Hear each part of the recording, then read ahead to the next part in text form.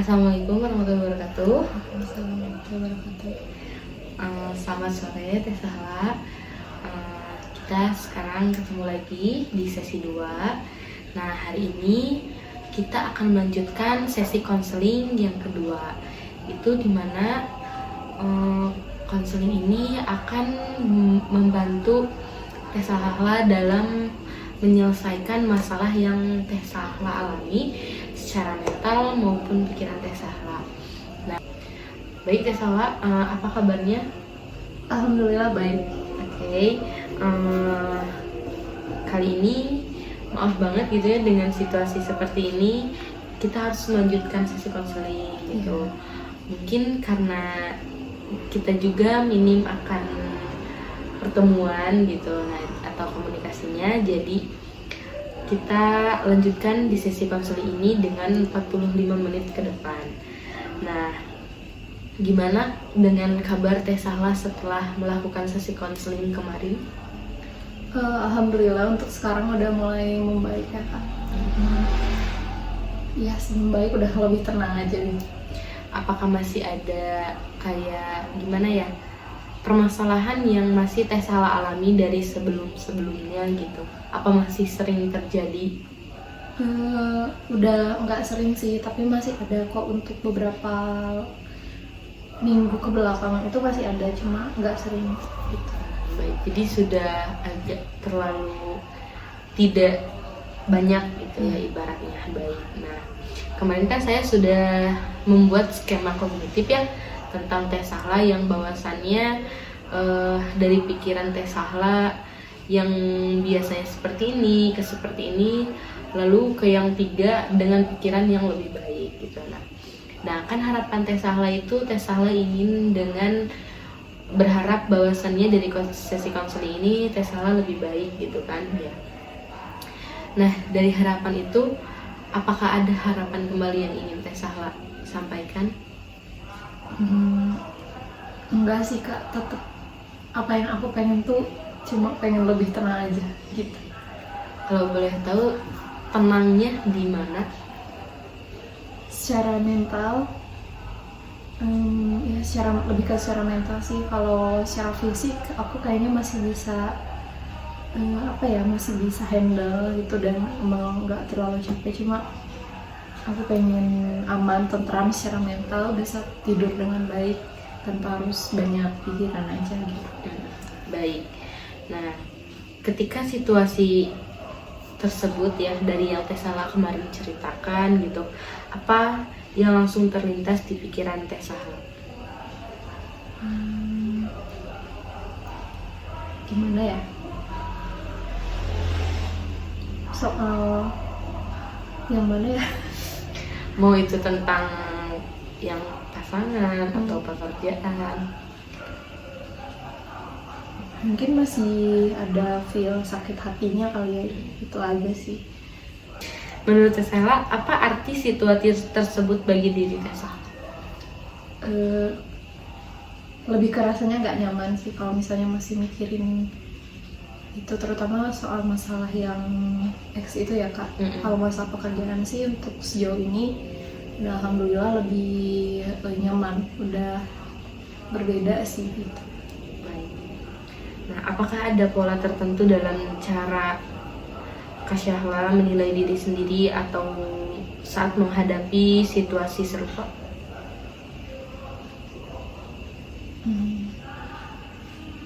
Aku pola apa ya? Kayaknya aku jalan gimana ya Kak? Aku bingung Ungkapinnya nanggepinnya, iya. Jadi kayak ibaratnya pola kayak pemikiran tertentu dalam kayak Teh Sahla tuh di situasi seperti ini Teh Sahla terlintasnya seperti ini, terus menilai diri Teh Sahla tuh seperti ini gitu ibaratnya. Nah menghadapinya juga dalam situasi ini gitu. Kalau aku menghadapinya sendiri, aku kayak ya udah jalanin aja, dan sejauh masalah itu aku nggak pernah respon alias menanggapinya itu dengan melarikan diri mungkin ya.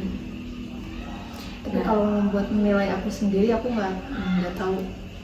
gimana Oke, gitu. baik. Bagaimana Kak Syala menggambarkan diri Kak Syala dalam situasi ini? Apakah bisa digambarkan atau diceritakan atau dieksplor melalui apa gitu? Lebih ke masih ada rasa takut, tapi karena emang mungkin karena udah terbiasa, udah beberapa waktu yang lalu, jadi udah mulai agak berani gitu, jadi nggak terlalu takut kayak sebelumnya. Jadi sekarang hati Teh Sala takut masih ada, cuman masih ada isu yang ganggu di Teh Sala gitu. Jadi nggak terlalu Teh Sala pikirkan gitu. Iya. Jadi sejalannya aja dan selarasnya aja gitu. Iya. Nah, jika harus menyelesaikan kalimat saya adalah, apa yang akan Teh Sala katakan? Saya adalah orang yang kuat. Itu sih yang pengen diri saya pengen. Jadi saya jadi orang seperti itu. Itu sih harapan saya. Baik. Nah, Teh Sala kan ingin bahwasan mengatakan saya adalah diri seseorang yang sangat kuat ya. Nah, apa yang biasanya memicu perasaan atau pikiran seperti itu? Kadang di waktu-waktu tertentu aku ngerasa kayak orang lain belum tentu bisa menghadapi situasi yang aku hadapin sekarang gitu, dan aku masih bisa survive gitu. Apa ada situasi tertentu yang membuat pikiran ini lebih kuat atau sering muncul? Lebih ke pas di situasi bersyukur sih Kak. Jadi pas mungkin aku lihat orang yang nasibnya atau yang keadaannya lebih buruk dari aku gitu, aku di situ aku ngerasa oh iya, alhamdulillah aku masih dikasih kekuatan gitu. Iya. Jadi kamu berpikir kayak oke, jadi nggak hanya aku yang Iya. seperti ini, ternyata ada orang lain selain aku yang ngerasain seperti ini. Iya kayak gitu. Baik. Apakah kakak pernah mengalami perasaan atau pikiran seperti ini sebelumnya? Iya. Kapan? Setelah konseling yang pertama sih aku lebih open minded mungkin ya, aku lebih terbuka dan juga lebih sering sharing lagi sama orang lain gitu. Nah, kalau boleh tahu nih, apa permasalahan antara situasi ini dan pengalaman masa lalu kakak sebelumnya? Gimana? Persamaan antara situasi ini dan pengalaman masa lalu.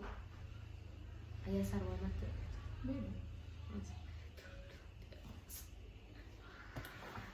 Apa persamaan antara situasi ini dan pengalaman masa lalu Anda? Beda sih Kak, kayaknya nggak ada persamaannya gitu. Oke. Nah, menurut kakak nih, kapan pertama kali Anda merasa atau berpikir seperti ini? Iya, setelah konseling. Setelah konseling. Iya. Apa ada seseorang dalam hidup Anda yang memperkuat pikiran atau perasaan seperti ini? Oh iya pasti ya.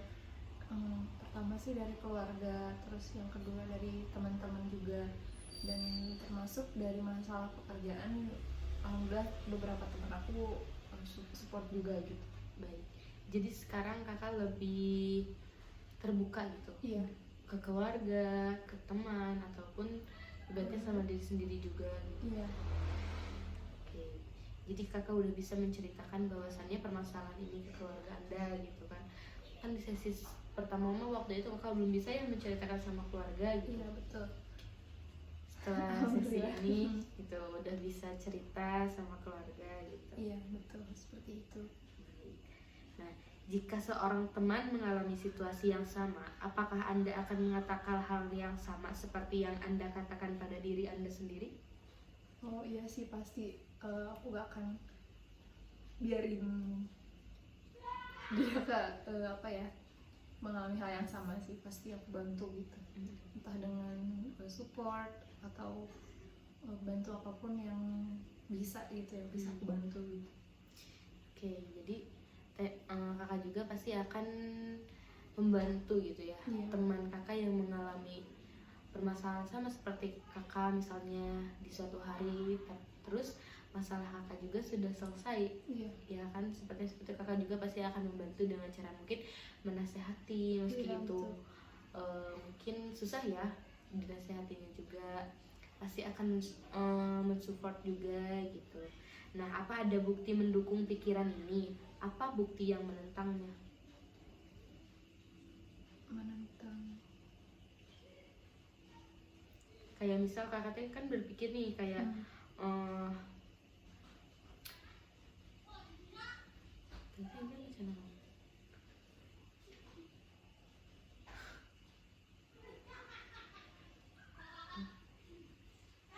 Salah tuh. Ada pengalaman di masa lalu yang membuat Anda merasa seperti ini tentang diri Anda? Nggak ada sih, baru pengalaman yang kemarin aja gitu.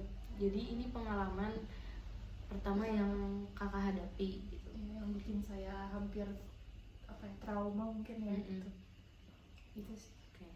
Bagaimana pengalaman masa kecil Anda mungkin mempengaruhi cara Anda memandang diri Anda sendiri sekarang? Enggak sih Kak, untuk sejauh ini aku benar-benar nggak pernah ketemu orang separah itu, kecuali yang kemarin. Karena kalau dari pengalaman masa kecil, alhamdulillah keluarga aku masih utuh dan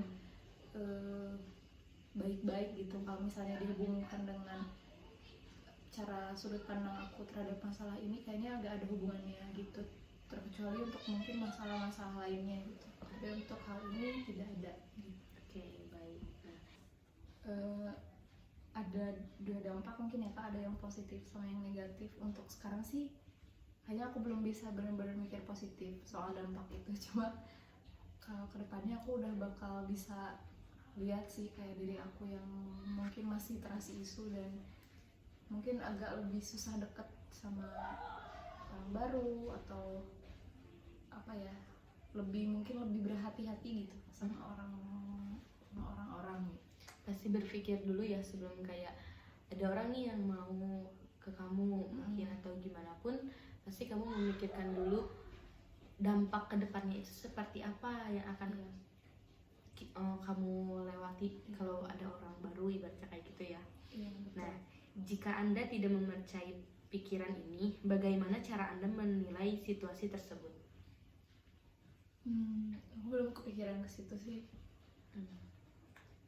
Gimana ya? Aku masih mikirin kayak at least untuk mungkin hari-hari aku berjalan dengan tenang gitu. Baru pikir sampai situ. Kalau misalnya untuk itu aku belum tahu. Oke. Nah, bagaimana Anda ingin memandang diri sendiri dalam situasi ini? Pengennya sih selalu berpikir positif ya ke diri aku maupun ke orang lain pun, pengennya kayak gitu. Cuman agak susah sih gitu. Mungkin masih proses ya. Semoga aja ke depannya selalu bisa berpikir positif. Nah, apa yang ingin Anda katakan kepada diri Anda sendiri yang lebih positif atau realistis? Jadi orang harus lebih hati-hati. Terus apa ya? Lebih rajin aja sih, biar sebenarnya pengen ngilangin semua bebannya aja sih Kak, kayak pengen ngilangin semua pemikiran sisa-sisa pemikiran buruk gitu. Jika Anda bisa mengubah cara berpikir ya dalam situasi ini, apa yang akan berbeda dalam hidup Anda? Mungkin aku bakal tetap jadi orang yang lebih ceria kayak dulu sebelum ketemu orang toksik itu ya.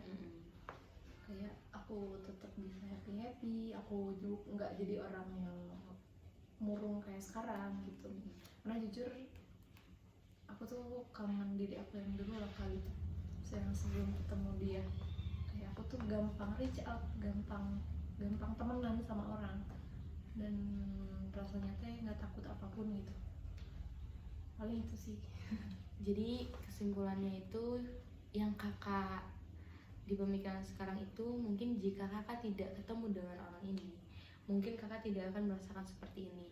Lalu jika mungkin untuk pemikiran sekarang, dari kemarin kan kakak selalu kayak merenung ya, kayak mempunyai rasa bersalah berlebihan terhadap orang lain gitu.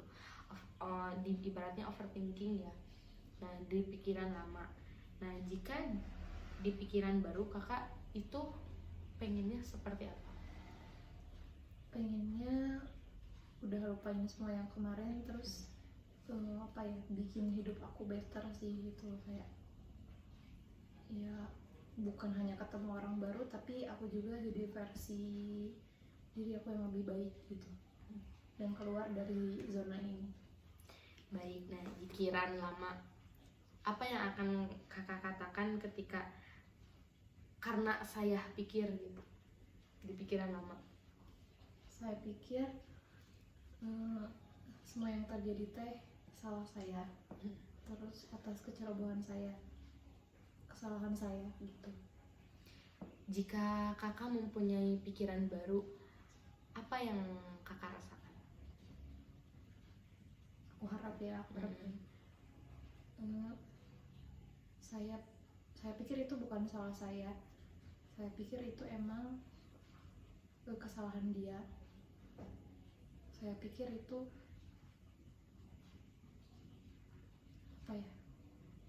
intinya saya nggak mau memajukan diri saya sendiri. Oke. Nah, jika perasaan lama, apa yang kakak rasa dengan saya merasa? Mungkin saya merasa tersakiti, saya merasa diri saya yang toksik juga gitu. Saya yang merasa saya kurang baik, kurang dari segala hal, saya nggak cukup buat orang itu. Saya selalu merasa kurang untuk dia, dan nggak ada kelebihan satupun di diri saya yang bisa bikin orang itu puas gitu. Nah, jika mempunyai perasaan baru, apa yang kakak katakan dengan ke diri kakak gitu? Saya pengen saya jadi orang yang baik, bukan jadi orang yang toksik. Saya juga pengen jadi seseorang yang tenang, yang bisa dipercaya, dan saya ngerasa cukup atas diri saya sendiri, bahkan cukup di mata saya sendiri, nggak perlu di mata dia ataupun di mata orang lain. Saya pengen diri saya cukup merasa baik gitu bagi diri saya sendiri. Oke, jika tindakan lala yang kakak alami apa?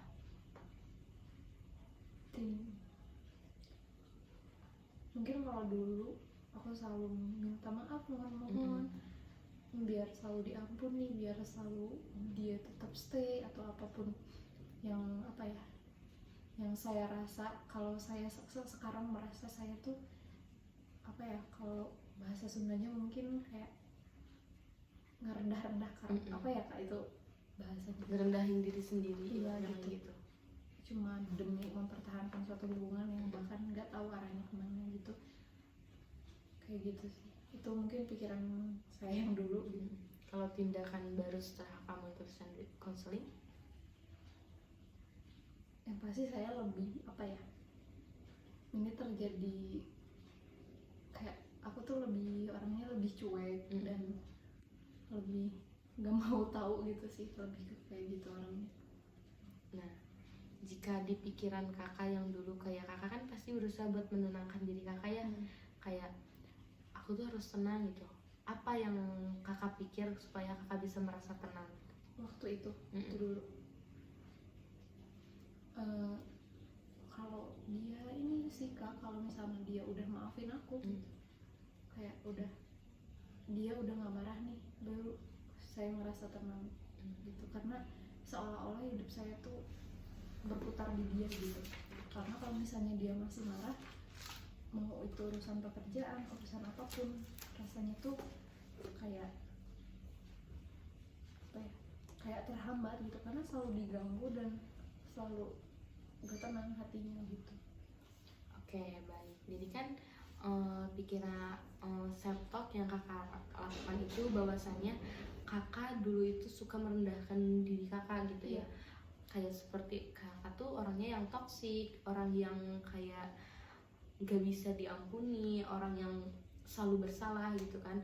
Nah, saya harap di sekarang selama mengikuti konseling ini kakak mempunyai pikiran berubah ke self talk yang lebih baik dengan cara yang lebih positif, dengan cara kayak ini semua bukan salah saya, ini hanya perjalanan hidup, ujian hidup yang saya alami saat ini gitu. Jadi kakak berusaha untuk bisa menenangkan dengan cara berusaha agar kayak ya udah, tidak dengan harus kakak minta maaf semua selesai. Ini mungkin belum jawabannya ya, ataupun juga belum jalannya untuk selesai gitu kan ya. Nah jadi kakak harus berusaha, ketika kakak kan masih suka merenung ibaratnya ya, dengan pikiran yakini bahwa, bayangkan bahwa diri kakak tuh ini bukan salah saya yakin ini bukan salah saya, ini hanya perjalanan ujian hidup saya gitu. Oke, bisa? Insya Allah. Nah baik. Kalau boleh tahu dari skala sekarang di sesi 2 ini apa yang kakak rasakan? Udah cukup membaik sih kak, tuh alhamdulillah udah mulai berkurang. Selain dari gangguannya berkurang, aku juga udah nggak terlalu sering-sering negative thinking gitu. Tapi kalau merenung mah selalu ada sih. Iya, Gitu. pasti. Nah kalau boleh tahu, sekarang kakak ada di skala berapa? 9 kali ya. Oke, dari skala 8 sekarang 9, mungkin itu adalah perubahan yang lebih baik ya. Dari mulai pikiran kakak, tingkat perilaku kakak, dan tindakan kakak juga. Nah saya harap di setelah sesi ini kakak juga bisa merasa lebih baik, lebih terbuka, pemikirannya juga lebih positif gitu ya. Nah untuk sesi selanjutnya mungkin nanti saya akan diskusi lagi dengan kakak di hari apa kakak bisa berlanjut ini gitu ya. Saya terima kasih sekali ya sama kakak sudah mau menceritakan permasalahan kakak dari mulai sesi 1 sekarang sesi 2. Saya sangat apresiasi dan saya juga berterima kasih karena sudah ingin mempunyai keyakinan untuk bisa berubah gitu ya. Oke, terima kasih. Selamat malam. Saya akhiri. Assalamualaikum warahmatullahi wabarakatuh.